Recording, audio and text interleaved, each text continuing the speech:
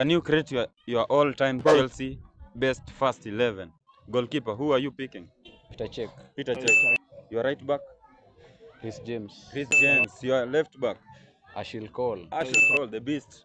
Yeah. Two center backs. Center backs. Two center backs, yeah. John Terry. John Terry.